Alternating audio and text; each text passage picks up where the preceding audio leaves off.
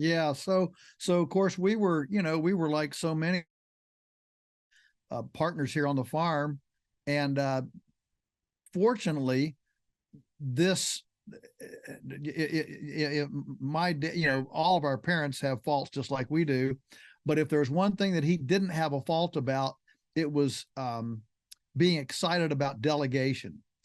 And so fortunately, even when he knew when I was like 14, 15, 16 years old, and he knew that I really wanted to farm, he began a very strategic successional back off plan, so that even though I was only about whatever 27, 28 when he got this cancer diagnosis, and it completely changed his emotion, his demeanor, his everything. I had already by that time I was making all the decisions on the farm. And so if we were in a typical father son family relationship, I would not have made any decisions yet. I would have basically been a slave to the patriarch who controlled everything. And so as we talk about this, with the sidebar of farming on this, my first whatever admonition is, this is why a lieutenant is so important. And so what I did, fortunately, I did not take the brunt of Dad's care. Mom was healthy, and she definitely took the brunt of his care during that time. And it took almost 4 years for him to finally pass. He had some rebounds, up and then drop back down, and a rebound and drop that down. I think what we're talking about here in this podcast, Sina, is we're talking about when you have a chronic morbidity. We're not talking about somebody with a broken leg or somebody, that whatever cut their foot. Okay, we're talking about a truly almost, I'm putting this in quotes, almost hopeless situation where the end it's just a matter of time. And so for us, for sure, Mom took the brunt of that. But we would rotate. We would take turns. Fortunately, Teresa and I were married by then, and so we would rotate. If somebody had to be somewhere, well, you sit with Dad, tonight, and we rotated through. But one thing that did for me from the workload was that two things. One was that Teresa came my right hand. Daniel wasn't big enough to do stuff yet. He was just a little toddler. And so she went out with me to hold the light if I had to help deliver a calf. She drove the tractor. She learned, I mean, she grew up on a farm. She had 3 brothers, so she never drove a tractor. I mean, she had to cook the meal, so when they came in from the hayfield, everybody had something to eat, right? And so she came here. I had to teach her how to drive a tractor and run the baler and all that stuff.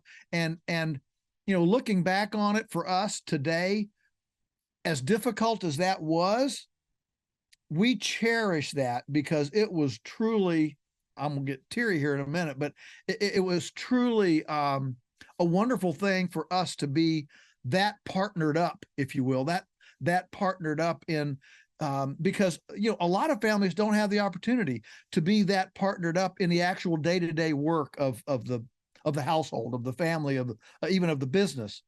And so we partnered up. The other thing that, it really drove us together as a married couple to spend that much time together doing important, meaningful things together. We totally relied on each other because Dad wasn't there to do it. The second thing it did was it drove me to find help. And so during that time, I developed a very, very close relationship with a neighbor, the only neighbor we've ever had who didn't think we were crazy. Now, it didn't mean he did what we did, but he didn't think we were crazy. And he needed help too, because his father-in-law was ill. He got diabetes, and he was one of these, they amputated a toe, and then they amputated a foot, and then they amputated it.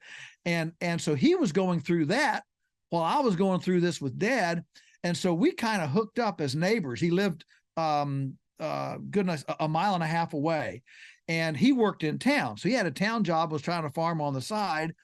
And so we kind of worked out a schedule, and I'm concentrating on hay making, because hay season is like, that's like the sprint time on a farm. I mean, there's nothing like hay season.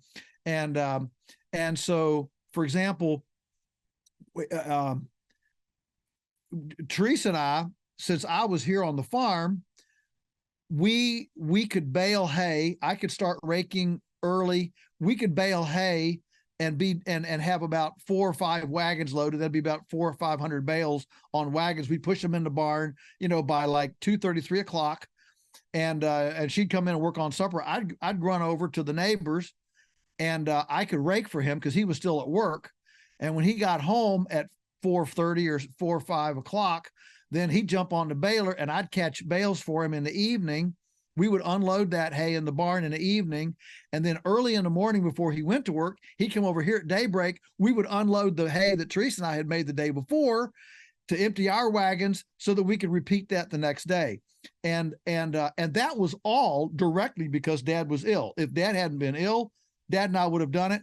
And I would not have the relationship with my wife or the relationship with this neighbor develop. And so, sorry. Sometimes these things are a blessing that you don't realize, and you look back on them in time, and you realize that they create relationships through dependency in your life that would have never happened otherwise.